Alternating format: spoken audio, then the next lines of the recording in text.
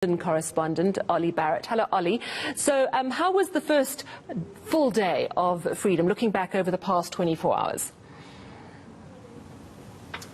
Well, for many people, they've been able to get back to doing things that they haven't done for many months. Some people have been going to nightclubs, for example. Others have been taking off their masks in some public and outdoor settings. Some businesses have been able to reopen that have been shuttered due to Covid-19 restrictions. Other businesses have been able to take in more customers than they've been able to for months. And many of those people are very much welcoming the change, effectively seeing all restrictions really removed now on activity in the English economy. Some early teething problems, though, as Boris Johnson was setting out on Monday, the so-called Freedom Day, although he's not really calling it that anymore himself. The two scientific advisors that were alongside him at the press conference, albeit in different rooms because he is self-isolating at the moment, expressed real caution about indoor settings and crowds of people in places like nightclubs, and that is leading to all sorts of speculation that that could be something that the government has to U-turn on in the not too distant future if it leads to super spreader events. We've seen that in the Netherlands recently, where they removed all restrictions on nightclubs and then had to reverse when they saw them spreading cases. So that is something very much to keep an eye on. Those young people who've been heading back into the nightclubs worrying now about exactly how long they'll be able to keep doing that for. What is the rule on masks now that most of the population's been vaccinated?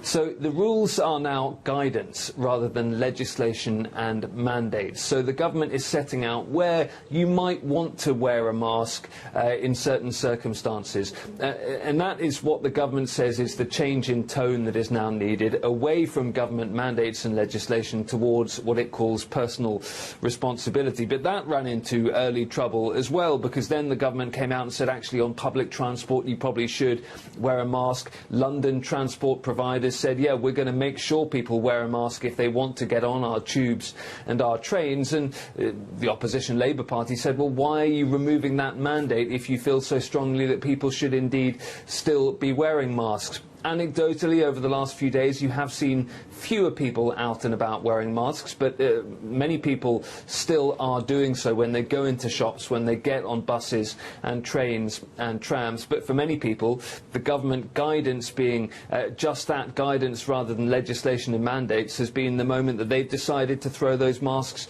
off whenever they can. I think it's developing a very important discussion around freedom and your rights, because if you can show you've had both your jabs, for example, you can probably travel more freely, or you can get into a nightclub. But conversely, if you choose not to have the vaccination, surely those people can argue that their freedoms are being unfairly restricted.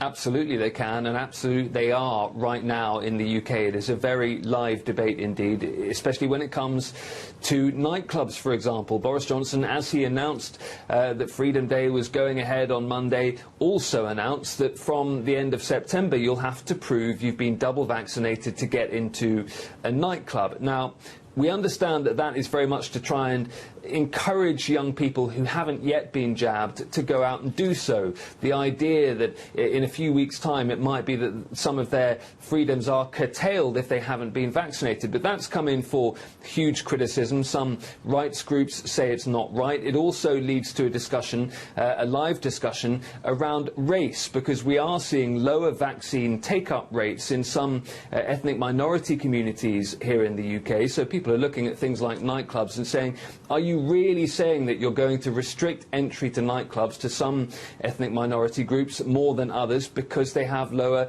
vaccination take-up? So it's deeply controversial. There is the suspicion that actually the government might not ever end up doing this. It might not ever end up insisting on proof of double vaccination, that what it's really trying to do is encourage young people to go and get jabbed so that it doesn't need to go ahead with the plan and impose that.